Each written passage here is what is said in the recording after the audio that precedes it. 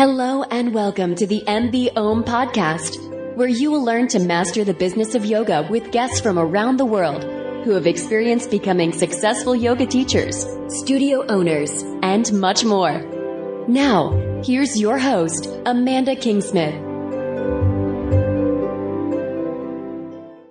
Hey everyone, and welcome to another episode of the MBOM podcast. I hope that everyone's having a fabulous Monday so far, and that this is an extra bonus to your Monday morning or Monday afternoon.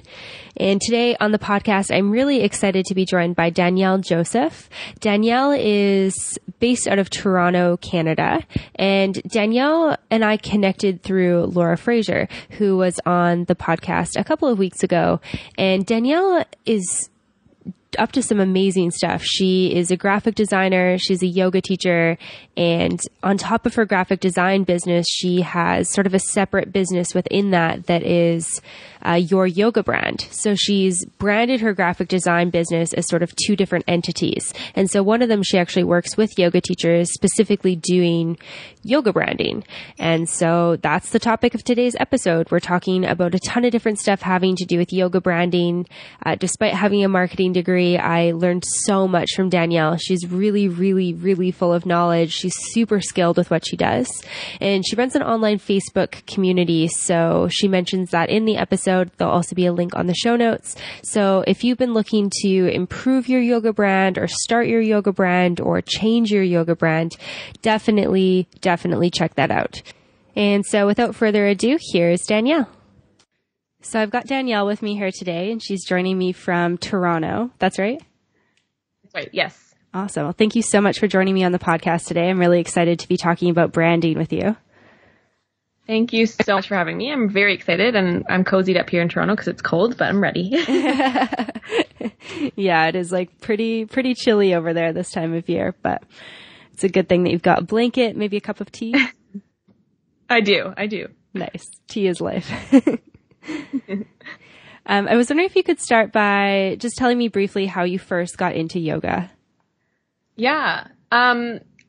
My very first kind of interaction with yoga and diving into like, what is this thing was in university. And, it was just like, typical university time. And I was really stressed out. I had like 3 jobs, and I was also going to school with a full course load. And then like crazy relationships things that happened during university. And I just felt like, okay, I need something that I can do that's like not very, something that I can do like in my apartment, really, because that's how I started. And I had this small little student house, and my roommate actually kind of gave me a book as a gift that was like it was called The Gift of Yoga. And it was a book that kind of got you started on what yoga was all about and some poses. And I actually started doing it right in like my my bedroom of my student house on the floor. I didn't even have a yoga mat yet. And I just started doing YouTube videos. I looked up some classes, and I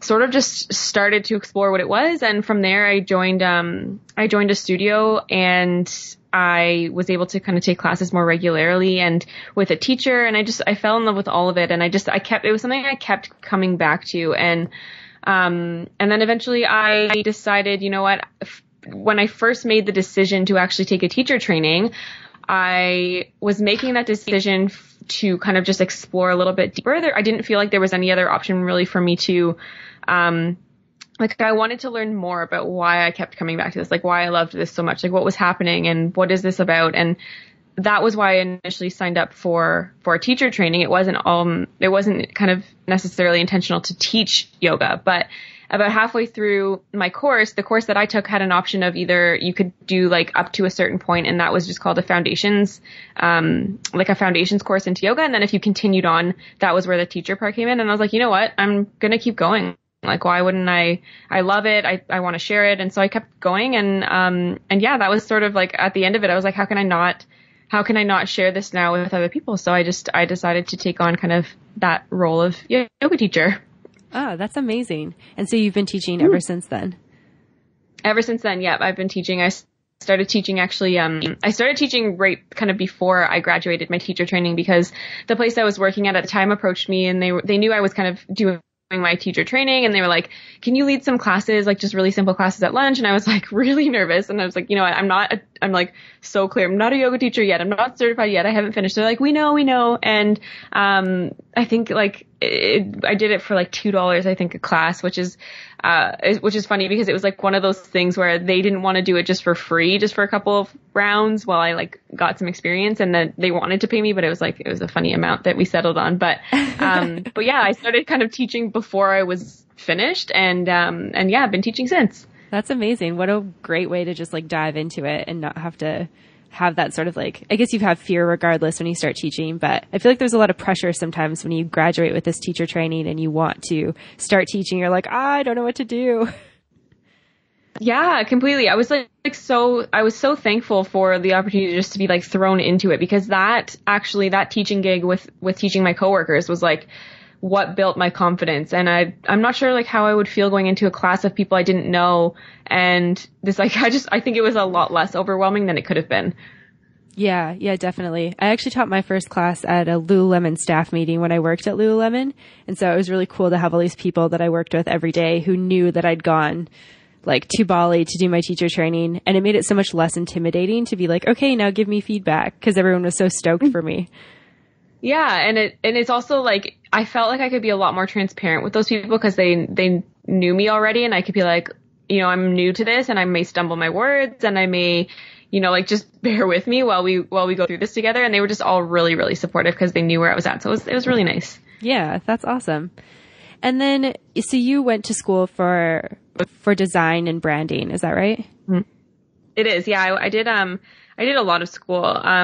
But it was mainly like my schooling, my education was primarily in university in, like marketing and education and communications. I'll spare you reading out my degree title because it's like a minute long. But, I did kind of the basis of that. And I did a specialization in digital media while I was there. And then from there, I was like, you know what, this graphic design thing, like I started to kind of freelance, and, I needed the technical skills. So I went back to college for 2 years and did a graphic design certificate. Cool. That's awesome. And then at what point did you combine like branding with yoga? Yeah. So this is kind of an interesting story, and it happened, like, I don't want to sound like so cliche, but it really happened kind of organically and naturally. And I don't even remember making, like a choice about if I was going to do that, but I finished my teacher training, and because I had already had a business running for my freelance, for my design company, a lot of the fellow kind of the students at my teacher training, the people that I did the program with, they knew that I knew how to at least set up a business and get started in the business world. And they knew I had that background. And, I had a few people coming to me just like, you know, almost like, oh my gosh, like what are we supposed to do now? You know, we're finishing our teacher training. I feel like I can maybe stand up in front of a class and teach, but like, do I need a website? How am I a legitimate business? Like, what does that even, like, they were just a bit lost. And I, you know, my solution to that, or like after a few people had asked me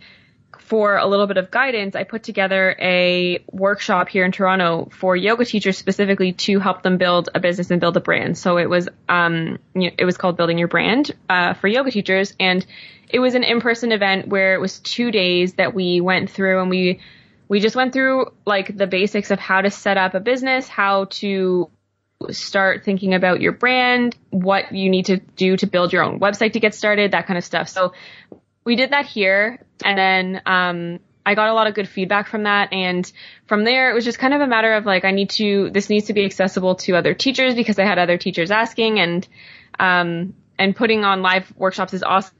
It was such a good experience, but it's not like, it's not something you can do in, what am I trying, like, you can't reach a ton of people, and you can only put them on so often. Like, you're one person trying to put on a workshop. So, I started to build out an online course basically that had that content in an online form, and you know, built a curriculum and put together the content and started to do that. And with that came a Facebook group of yoga teachers, which is now almost at, I think, 560 yoga teachers. And it just kind of grew, and this ability to support teachers in that area, in, you know, building a brand, building a website, building a business, what does that mean for yoga teachers? The ability to combine my two worlds was just kind of naturally formed that way.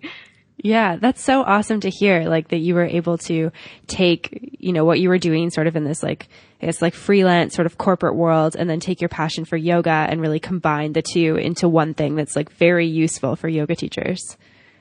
Yeah, and it's something too that I find even now still to this day, like is very different from a different kind of client that I could work with in a design company. Like yoga teachers are really, it's like really personal. It's really, it's like a spiritual practice for people. And it's something that's it's just treated a bit differently than how I treat kind of a client project on the other side to support yoga teachers. So it's been interesting to see the differences. Yeah. Yeah. Yoga is kind of like this interesting thing. Like the business of yoga is quite different from like other businesses, like other business sides of other industries. Mm-hmm. Yeah, it is different. And it's so deeply personal because like we are our brand. We are the face of our business. Like it's us. Like it's just like it's our personality. It's how we teach yoga. It's our little quirks. It's like, it's all of those things. Whereas sometimes when you're building a business outside of yourself, it's like this other entity and it's a bit more separate.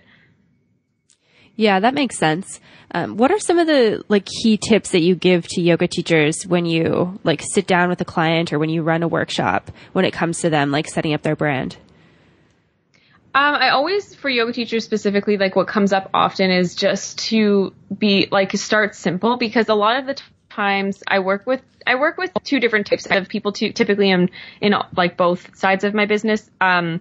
The two different kinds of clients that I usually will see is someone who's just starting out, like new, building a business and isn't quite sure where to step and how to set up like a brand and what do they need and what about a logo and a website. So there's the people who are just starting, and then there's the people who have been in business for a little while. They might have now started generating like more revenue and they want to invest in really kind of leveling up their brand and figuring out what this all means now and doing things to kind of quote unquote like properly. And I think like the best tips I give yoga teachers who are coming to me who are just starting is to just start simply. And the thing about a brand is that yes, it's, you know, your logo, and yes, it's your website, and yes, it's the colors that you pick to communicate with, and it's all of those things, but it's just like, it's such a big picture, and it's so much about who you are as a teacher, what your style is, the language that you use, you know, how you open and close your classes, and how you sign off on an email. Like it's all these little tiny things that all are kind of woven together to be this bigger picture of how you kind of, you interact with your students and how you make them feel. So it like the best advice that I give when people are starting out with like logos and websites and stuff is just to start, you know, don't overcomplicate things for yourself. Especially right at the beginning, and give yourself kind of the room to evolve and grow and continue to kind of seek out these changes that are going to happen inevitably in your business and your brand. Like we're kind of bitten by the yoga teacher training bugs at that point. And there's like, I still don't even know what path necessarily I will be going like for yoga teaching. Like I really want to do a prenatal class course this year, but does that mean like I'm going to love it? I don't know. I don't know if I'm going to, you know, take my like niche down and towards a certain direction. So it's just, I think if you start kind of big picture, start simple, and really pay attention and be reassessing what's working and what's not, what you love doing and what you don't love doing. And yeah, give yourself room to kind of explore and grow. Yeah, that's really good advice. I love the idea of like starting simple.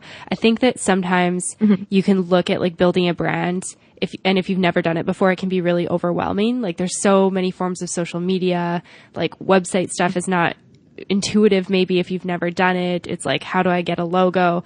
And I think sometimes it's easy to look at all of that and feel so overwhelmed that you're just like, no, I'm shutting the computer down. Like I just not going to do it. Mm-hmm. It is overwhelming. And like, there's so many technical skills behind all of that too, like building a proper logo and, building a website. And it can be completely overwhelming. And I always say this to kind of like my audience, in that when you are building a brand or you're building yourself a business, you're always investing in some form. You're always investing either energy or time or money. And it's sort of a matter of picking and choosing what you want to be investing. So if you don't have the energy to be like learning something completely new, like building a website or a website platform, if you don't have the energy to give to that, then you need to give into the other ways, either through time or you need to invest your money to get someone to outsource that and get someone who does already know what they're doing to do it for you. If you don't have the money, you can invest your time and your energy to learn and maybe feel those little bits of overwhelm that will creep in. So it's kind of like you choose like where you're putting your energy and your investment. And, it can be overwhelming. It can be a lot to take in, and it can be like this big checklist of things that you feel like you have to work through in order to be like a legitimate business owner or entrepreneur. Yeah. Yeah. I mean, there's so much different stuff that you can do. And I can see like how somebody who's never done it before could just look at it all and be like, no, I'm just not going to partake in this. This just seems like the computer. Too much. Yeah. Like walking away. And, yeah, I definitely understand that for sure. I feel like I've had moments of that as well. Yeah, it's a lot. And then so for people who maybe have their business already, maybe they've been doing it for a couple years and just need like a change with something in their business, what sort of stuff do you recommend in terms of branding for those people? Yeah, so this is actually kind of where I'm at, and I think I've worked actually with a couple of yoga teachers this year that have been in that boat where they've been in business, they've been teaching for a while. They have the teaching stuff all figured out. They've got like that. They know who they're speaking to. They know who they like working with. They know kind of the audience that they appeal to, and they know what workshops they like teaching, all of these things. So once you've kind of got some time under your belt, I think, to look back on things, you start to be able to see those little bits and pieces of your business that you really love doing and that you can like lose yourself in time doing. And then you see those bits that are like, I am dreading that, or, and I'm at a point in my businesses right now where I'm doing a lot of reflection. It's also kind of like right now we're coming into and wrapping up 2016, and, it's that kind of brings in a lot of reflection and planning, but it's about now it's my time to kind of streamline and be like, okay, I've tried all of these different things in this past couple of years, and I really don't like doing this, or I really don't like teaching this, or, I actually really love when I can go teach at a workplace and bring, a little piece of joy these workers' days. Like, in Toronto here I am in, there's lots of corporate, offices downtown, and that's what I love doing. Or, there's different things and ways of evaluating of what you like. And the good thing about being an entrepreneur, being a yoga teacher, owning your own kind of business is that you're in the driver's seat. You get to make those decisions. And, I think when you have like a bigger picture about your brand and you've got a bigger goal and you can start to get really clear about who you are as a teacher and what that brand it really is, then it opens up the space, and it kind of makes saying no to things that aren't serving you a little easier, because you're like, you know what, there is this fear around, I have to say yes to everything. And, but when you can say no to things that aren't really lighting you up or aren't serving your brand and your business, then you're making room and space to grow. So once you're kind of like or a little bit more into the experience of being a yoga teacher, and you've got the tools and the ability to look back on things and figure out what that looks like for you, then that's typically when I see people come back to me or come to me and say, you know what, like I'm ready to level this up, and this is what I'm about. This is what I love doing. This is what I want my business to be. These are the offerings that I want to focus on, and can you help me kind of shape that into a visual system? And that's where I can come in and take all of that information and really kind of get something out there that's going to help you communicate what you're all about to your audience in like a visual way. So through things like your logo, your color palette, your website, all of that kind of stuff. Yeah, that's a great piece of advice. I think that it's like, again, it can be really overwhelming. So if you've gone through this like first stage of overwhelmingness and you've kind of like developed a website and developed a logo, and then you do your thing for a couple years, and then I feel like we kind of all come to this point where it's like you go on your website one day and you're like, I am just not stoked about this anymore. Like it does not make me feel alive. And I think it's cool to just kind of like go with that, like kind of trust your instincts. If you're like, okay, I'm not feeling this, I feel blah about it, so I should communicate something that makes me feel more excited and alive. Yeah. And there's so many ways, you know, as a designer, I work with so many different types of clients, and there's so many ways to capture an audience or to capture a feeling or a vibe that you want to be about, or through visuals. And yeah, like if you're landing on your website, particularly once you're into that, like once you have the experience under your belt and you're just like, you land on your website and it's not speaking your language. It's not working to kind of get across what you want to be about. And that's when it's maybe time to like check in and, you know, assess the visual system that you have in place for your business. And the way that we communicate with our brands and our businesses, we have so many channels of communication now, and it's great, but this is like the most important time nowadays, and every day that we go forward and there's some new platform or some new way to reach an audience, these are this is where consistency is just so key. And you want your audience to feel what you're about, and they're not going to feel necessarily what you're about in an instant of looking at your logo. Like your logo or a particular, like it all has to work together as different kind of pieces of a puzzle to communicate that bigger message and that purpose and the values and what you're about. Like it all works together to do that. So consistency and having a visual system in place for your brand and your business and how you communicate is pretty crucial, I think,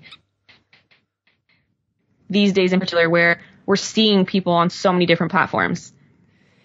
Yeah, I think that you touched on something really important there, where it's like you need to be consistent across all your platforms to really communicate your brand as like a whole. And I know that's something that I kind of struggled with as I became a yoga teacher, and all of a sudden it's like the things I started posting were different because I was different. And then it's like, you know, maybe starting a new Instagram account for like a different aspect of business, and kind of figuring out how to separate like who I am personally from the professional side of myself, but then to also keep my personal brand in line with the things that I'm doing as a business, if that makes sense. Yeah, completely. And that's what I hear a lot too, is like, that's another kind of symptom of that yoga teachers are their business. Like when it comes to media, like different things that we can manage, it's a question of, is this separate from me? Is this a separate, like, do I set up another yoga account or do I keep it on my personal account? And it's all kind of in that growth and that evolution of your brand. Like if you decide to separate it out, that's amazing. And then you're still going to see changes though, as you go through your teaching career, and, the things you post might change. What you offer might change. You know, you might start off teaching students in a studio, and then now you're hosting retreats, and then eventually you're doing your own teacher training. So your audience is shifting and growing with you as well. So, leaving kind of room in even if it's just in the back of your mind to be like, it's okay for my brand to evolve and change as I do, then I think that's really important. Yeah. It's kind of easy to get caught up in the idea that, you know, you've like put a certain thing out there and like your people expect that certain thing. And then I don't know, for me, I feel like it's almost like maybe fear, like, oh, if I start doing something different from what people are liking now, maybe they'll stop like liking my stuff, or maybe they'll unfollow me, which is not really the right way to think about it, because if you're putting something out there, you might just attract different people, just like you said. Yeah. And I mean, I hear this sometimes in like the online space and stuff, and it's something I have to remind myself of too, is that, if you put something out there, what's your Facebook post or an email to your email list, and you get unsubscribers or unfollowers, then like they're not the people that are going to be like really itching to come to your classes anyways, and like seeking, like it's okay to let them go, to leave room for people who actually are like into what you're providing and want to be, you know, want to be at your workshops, want to be at your retreats, want to be at your classes. It's okay to leave room for them to step up and let the people who aren't resonating with you, like, that's kind of shouldn't be skin off of our back. I know we kind of have that personal skin in the game, and we are, like I said, we are a brand. So we take it a bit more like it's personal. It feels personal, but it just really isn't. It's just about the right kind of people and your ideal kind of students being in your audience, and finding your kind of community, finding the people, the students who just really want to be learning from you. Yeah, I think that it's easy to like just get attached to numbers sometimes, especially with social media or mail lists.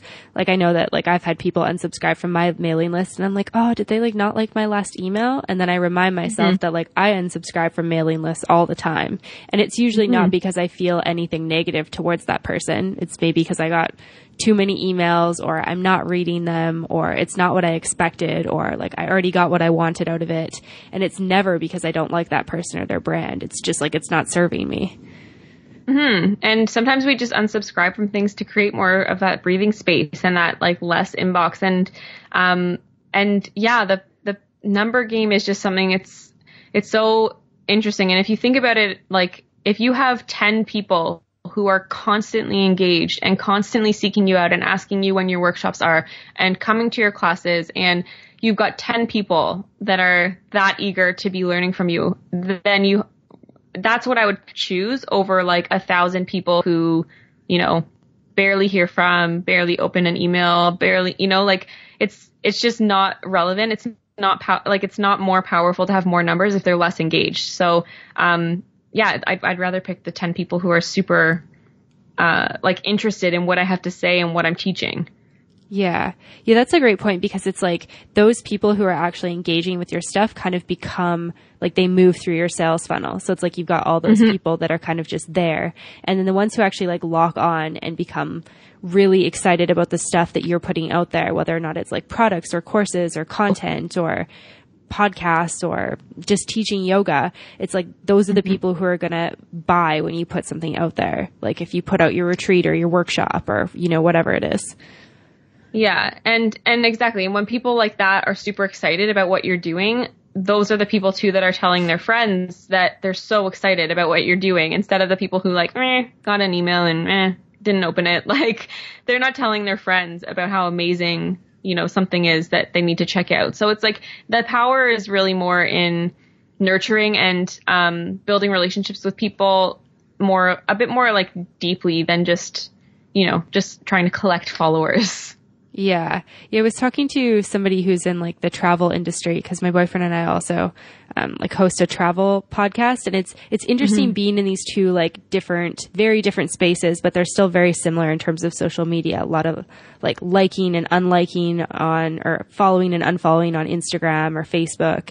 And like he was like, oh, like this girl has 90,000 followers. Like I hate her a little bit. And I was like, like what? 90,000 followers? And this guy has like 27,000 followers. I was like, we have like 300 followers. Like, yeah, I know.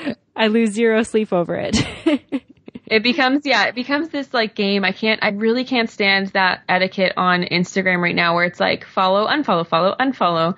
Like I don't understand the strategy behind that. I don't understand how that's like something that works for people, but yeah. Yeah, the auto commenting as well, because you can definitely tell when it's an auto comment. Like, nice, great profile. I'll post like the most random picture, and yeah, you'll get a comment that's like amazing shot. And you're like, really? It's really not. Like this was like my throwaway day. Yeah, it's kind of interesting. So for anyone who's listening, that's not a good strategy to build your following. No, don't do it. Yeah, and like buying followers as well is something that I just have not understood, just to make yourself look good. I feel like that's not good for your brand at all.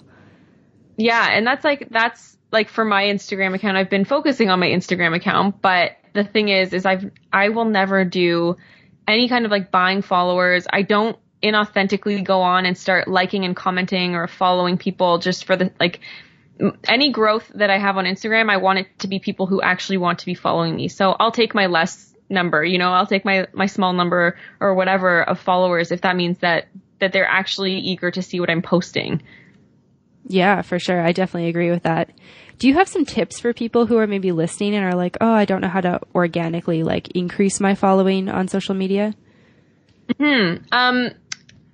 So first of all, I'll come back to that kind of like consistency of branding. And like the thing about social media and finding consistency across all the platforms, what I mean by that is, you know, when you're communicating to your audience as a yoga teacher, as a business owner, it's really important that people know and can easily make the connection between what they see on Facebook, what they see on Instagram, Twitter, all of these different platforms. So one thing, just for consistency's sake, before I dive into kind of growing your following, is like profile pictures. Like keep them similar or consistent if you can. Like username handle, like the handles, the usernames. Like if you can find consistency in that.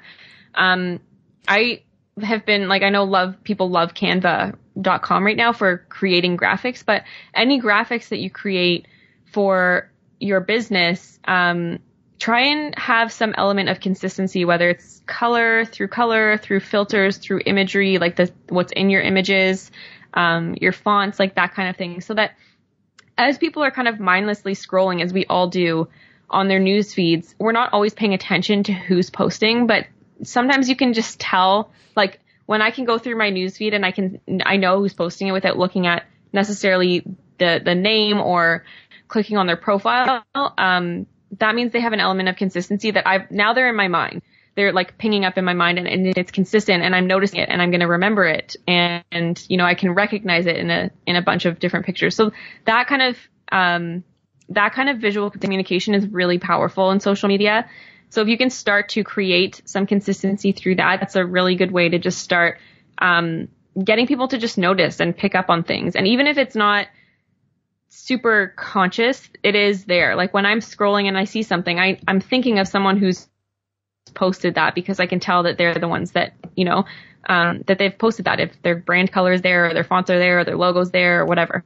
And then to grow your account, like number one, patience is key if you do want to do it in an organic way. It takes time. And, I do a report every month on what my following is and what changes have happened. So if I've grown, how much percent have I grown, that kind of thing. And that's only for me to see that there is progress being made. And even if it's at a slower pace, like I said, I'm not one that's I'm not going to run a campaign on my Facebook and pay for just to get likes on my page. Like that's not a valuable return on investment for me. So just be patient, be consistent. So consistently posting, it makes a big difference. I know it's a lot to manage, but if you can consistently keep up with your channels, and this is another piece of advice I give any business owner that asks me about social media, is that don't try and take on everything consistently. Focus on where your audience is, figure out where your audience is, and then put some energy and effort between like 2 maybe channels of social media. Right now for me, it's, I've got 3, but I'll tell a little kind of tidbit of advice too at the end of this, but I focus mainly on Instagram, Facebook, and, Pinterest. And Facebook even I would say is like 3rd place, but those are like, focus your energy. Don't worry about taking on everything. And then on those ones that you choose, be consistent and, if you are going to be on Instagram and things like that and you're using hashtags, be intentional with those. Try and look up to see what your community or what your audience is looking at. Like try and listen to what they're speaking to and then cater your content that way. And then my other little kind of thing is that I've got a couple of social media. I've got some social media help. I use Meet Edgar, which is a social media scheduler.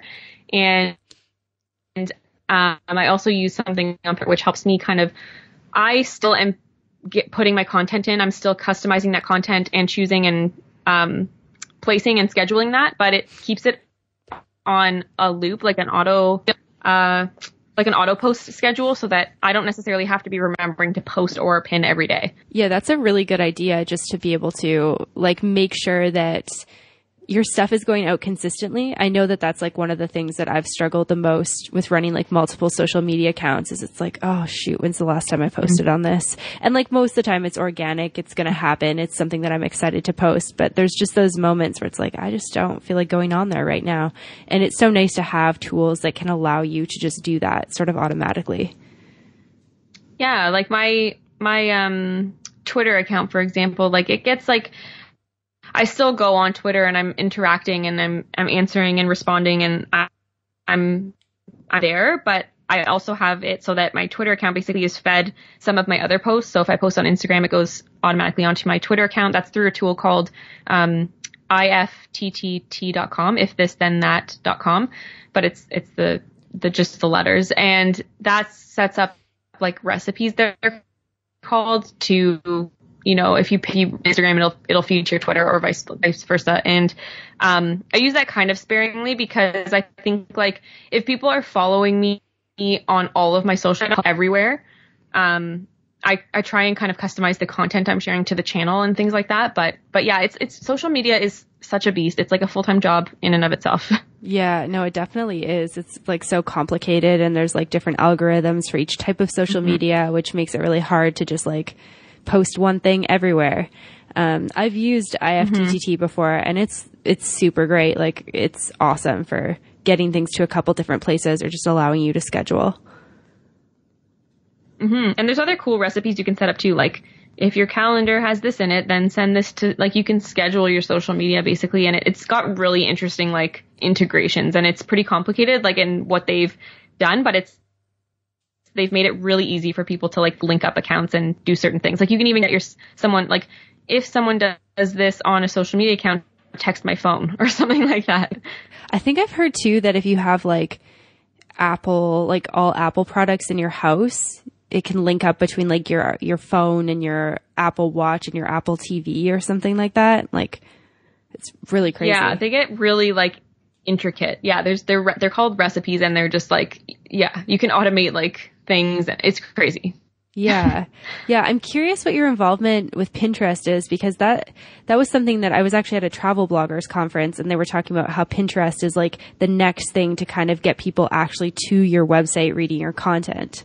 Yeah. Pinterest in the past year has been probably the number one source of traffic on my design website. I don't use it a ton for, I mean, I think there are like, there definitely is a yoga audience on Pinterest. And I think like if you're someone who blogs a lot, as a yoga teacher, or if you're someone who, has like online products or online content, like it's a huge source of driving traffic. And, basically like, I don't know how I literally only started paying attention to Pinterest, I think probably like in the last year, because I realized like I used Pinterest. I used to use it all the time, just like personally, be like, recipes that I should cook this. And like, I used it for a place to store things and like pin, keep like a little board of inspiration or whatever for my design stuff. And I realized one day when I went on, I was like, oh my gosh, I have like 1,800 followers on Pinterest. And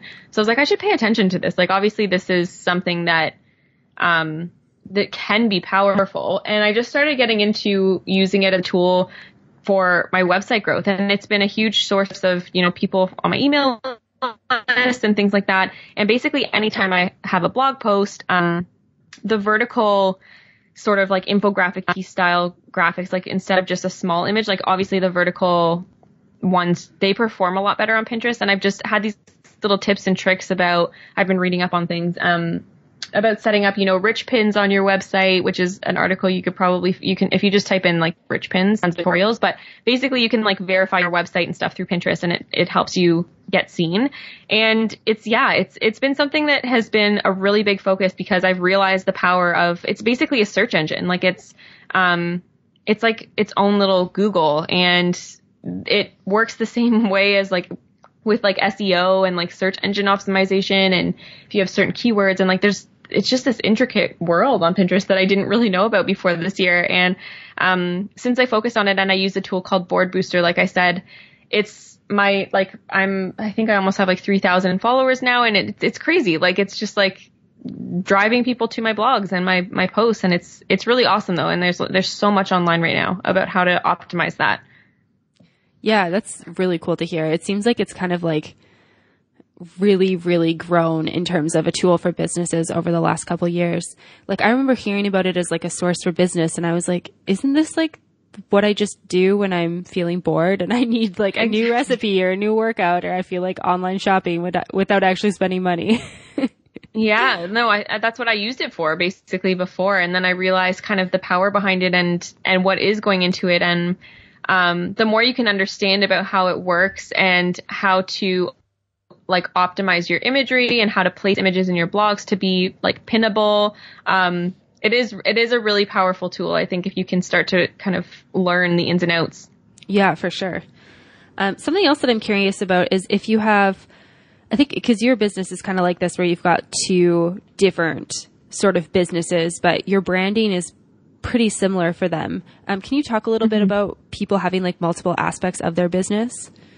Yeah. And this happens a lot in the yoga world with yoga teachers, because a lot of the teachers that I've worked with in the past and in my community on Facebook are yoga teachers and massage therapists, or they're yoga teachers and they're also nutritionists.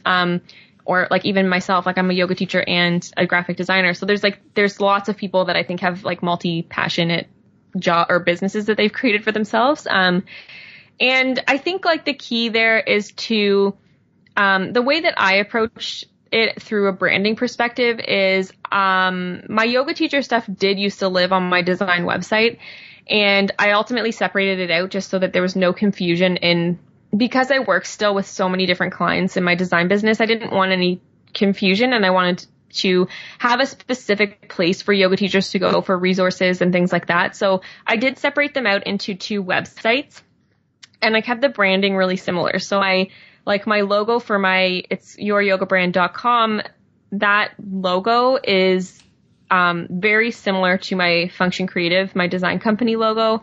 And it actually says hosted by Function Creative Co. because I still want that yoga teacher community to link me back to the expertise I would have in my branding and design company. So there is a lot of overlap. When it came to social media accounts, I could not bear the idea of trying to take on a whole other set of social media for my yoga world. So it basically just has kind of evolved into this. I share my yoga stuff through my Facebook group primarily. So instead of setting up a whole bunch of different social media accounts, my yoga teacher community knows that they can find me in the Facebook group I created specifically for them. And I find that to be a little bit more intimate than like a Facebook page. And so they know that that's where I can provide support the best way. And that's where I share my resources and things like that. And then my, the design company side of it, they know that I'm also a yoga teacher. Like I'm very clear about that in my brand and things like that through them. And so they will see from time to time like content around that. And I've found actually that I was really nervous about how to manage the two, but I've actually found that by having this other dimension of my business for my design company,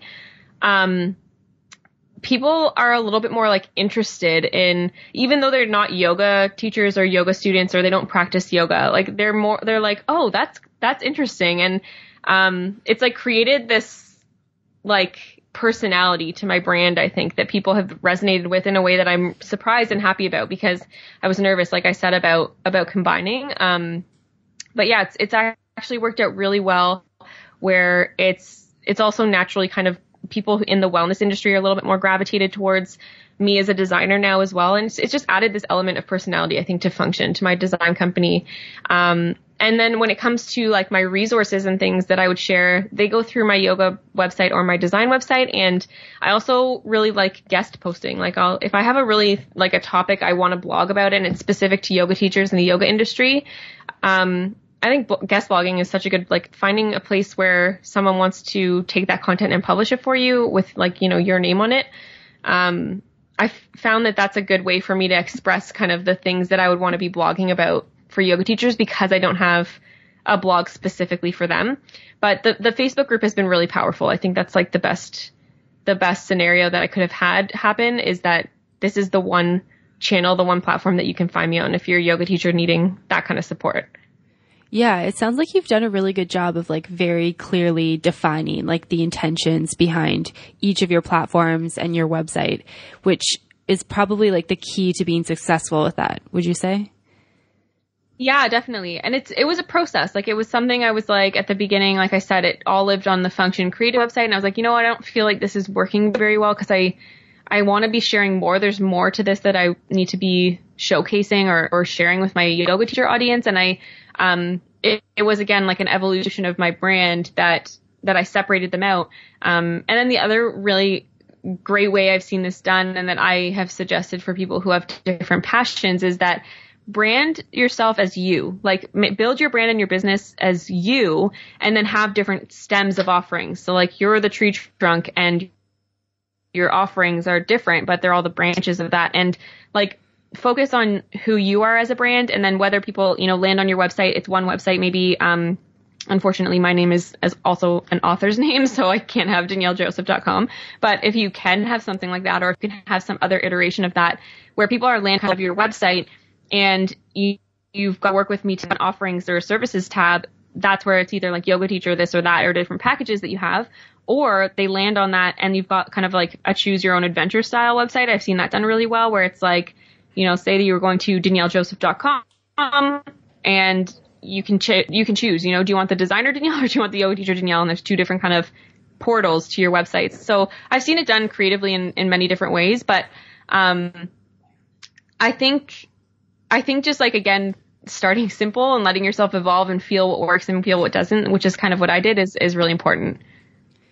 Yeah, it's definitely something that I've gone through as well. Like I bought Amanda Kingsmith is a really rare name. So I bought the domain for amandakingsmith.com like a couple years ago. And then I started like a travel blog with it. And then I kind of realized that actually wasn't what I wanted to be doing.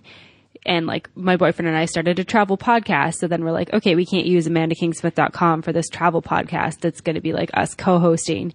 And then I was like, I also want to have something different for MBOM. And now it's like amandakingsmith.com is kind of just this place where it's like, this is everything I do. And if you want something specific, here's like how you get there. Yeah, exactly. I think that's such a good way of separating it out. I think you also spoke with Laura Fraser.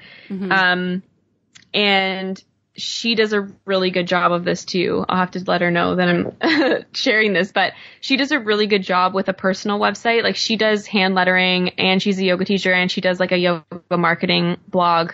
And, she does a really good job of having like her hub, like her Laura Fraser, I think it's .ca or something. I'll have to look, but, that's like her hub. And then it's like my projects, and that's where they can link out. She also has like a podcast. Like she does a lot of different things, and this is where people can like find her and then decide which route they want to go.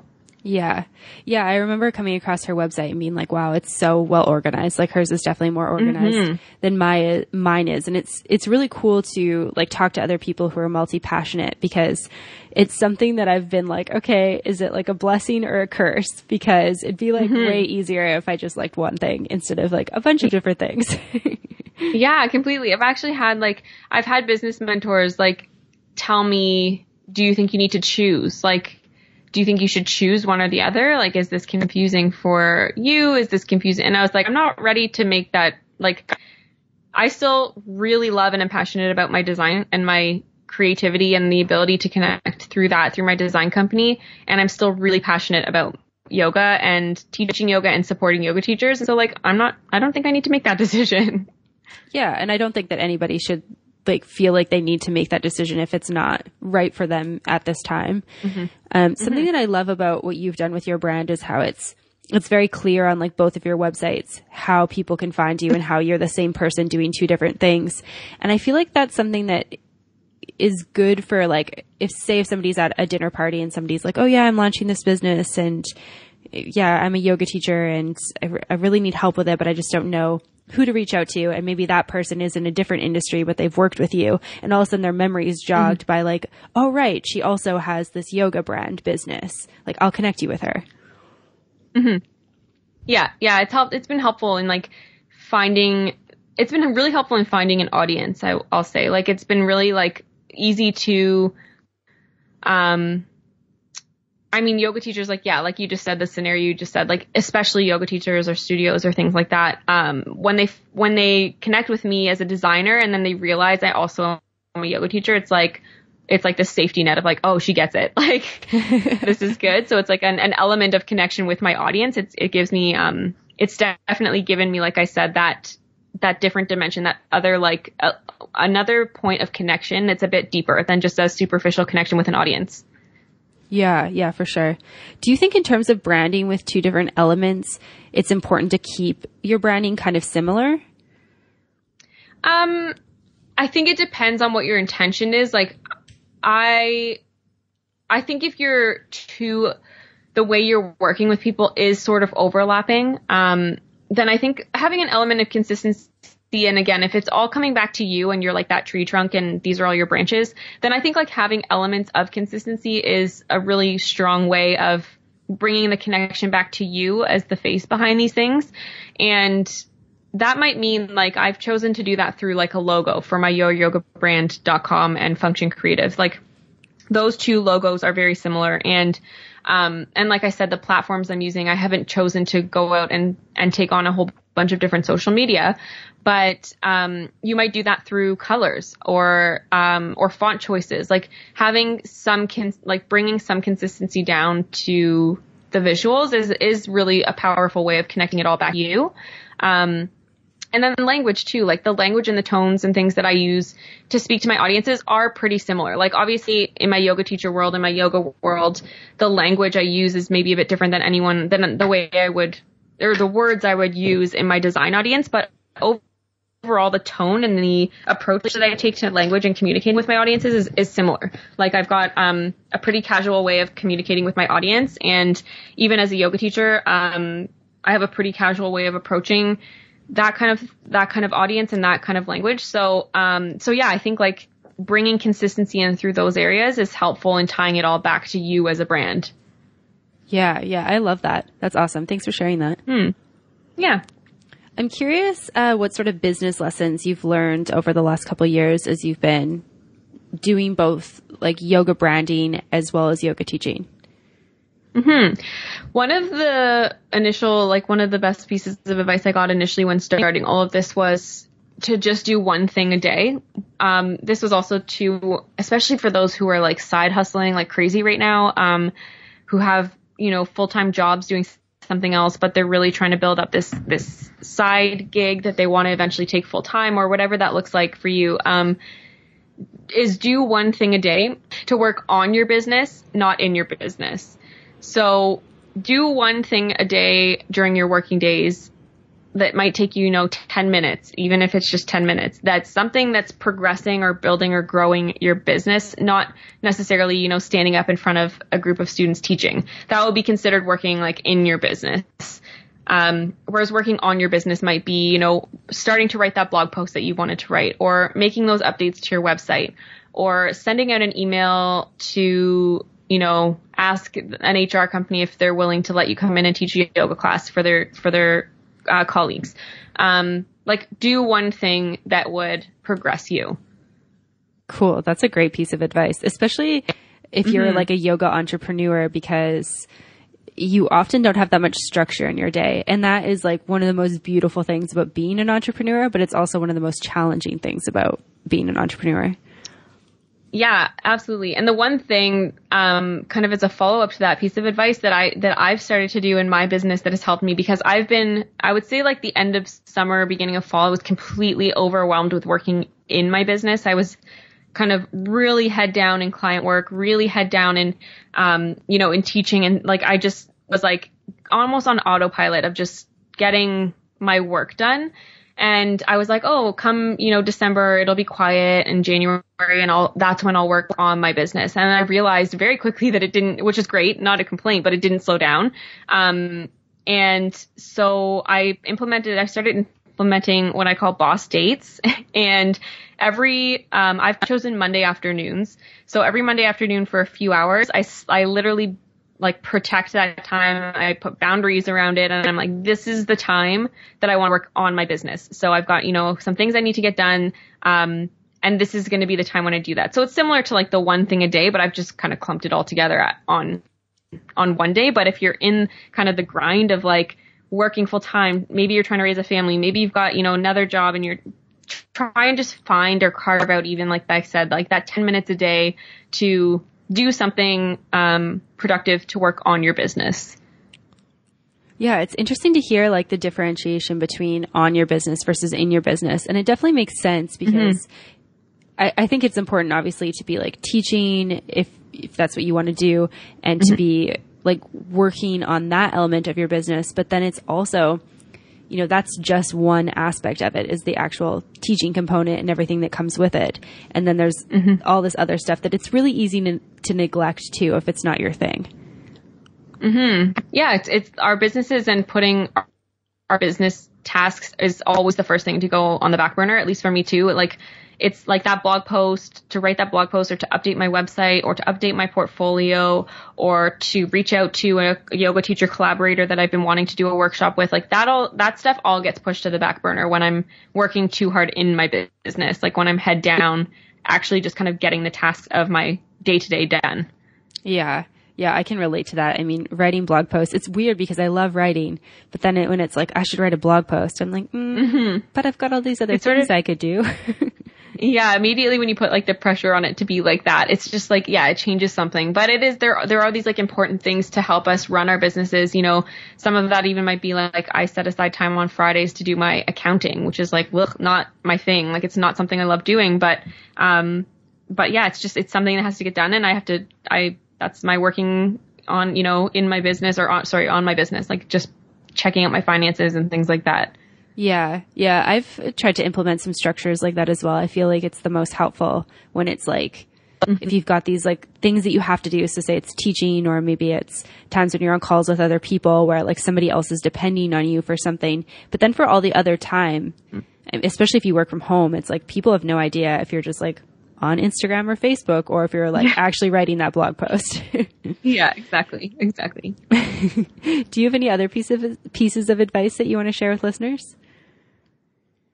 I think just going back to even what I said, I think at the start, is just like simplify. Just don't, I definitely, when I was starting, like I got caught up in just trying to do everything on my own all at once. Like, and that's just, it's okay to like give yourself patience and be patient with yourself and give yourself time to sort these things out. And if you're doing that like one thing a day, then you're doing a lot more than a lot of people are doing. So just simplify, be easy on yourself, and don't overcomplicate your process. Take people's advice with what resonates with you and just let go of the rest. Yeah, that's a great piece of advice. That made me think of, have you seen the Tony Robbins documentary, like I'm Not Your Guru? I haven't. Yeah, it's on my list. Like, you know, on Netflix, you can make my list. It's on my list. I haven't watched it yet. Yeah, no, it's really good. And something that struck me that he was talking about that really resonated with me is he talks about how it's really easy to look back on like 1 year of your life. So say reflecting 2016 and thinking about, you know, the stuff you did do, but then also thinking about all the stuff you didn't do, thinking about how much time you wasted doing, you know, whatever you do to waste time.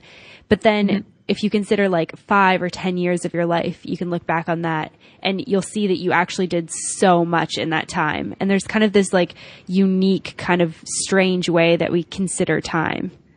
Yeah, completely. And I did a live chat with my yoga teacher community once a month. And yesterday we did one on like reviewing 2016 and planning for 2017. And that was one thing I talked about, was like on one hand, we're like, holy moly, like I can't believe how fast that year just went by. But on the other side of the coin, you're like, I got a lot of stuff done. Like I actually do have, like a lot happened in 2016. So on one hand, it went by really fast. On the other hand, it went by like so much happened. So it's interesting how we perceive like our accomplishments and what happened in a certain amount of time. Yeah, definitely. It is really neat. It made me kind of like step back and like look at what I've done in the last year, the last 3 years, a little bit differently from how I was just like focusing on the things that I maybe didn't get done. And I was like, wow, I actually did a lot of stuff, which is pretty cool. Yeah, we completely focus on the things we didn't do or the things we didn't get done or what we didn't check off, but we forget about all the other stuff that actually did happen and what we accomplished. So yeah, that's what we started our live chat as yesterday, was what did we accomplish? What are we proud of? Like, let's start there. Yeah, definitely. I love that. That's such a good way to kind of like close off this year. I'm curious where people can go to find out more about you. Yeah. So I'm over at youryogabrand.com. That's the yoga teacher community. And I also have the Facebook community, which is called Build Your Brand, a yoga teachers community. And that is where all of the Facebook kind of community of my teachers are hanging out, where we have kind of like daily discussions that we partake in. And like I said, there's live chats once a month, and everyone's just really supportive and amazing. We're all kind of on this journey together, and we're all kind of figuring things out as we go. And it's really supportive. So those are the best places for my yoga teachers to find me. And then my design company is over at hellofunction.com. Awesome. Thank you so much for your time today, Danielle. I really appreciate it. Yeah, thank you. Thank you so much for having me. I think we covered lots of kind of juicy little tidbits, so I'm excited to get people to hear it. Yeah, definitely. Me too.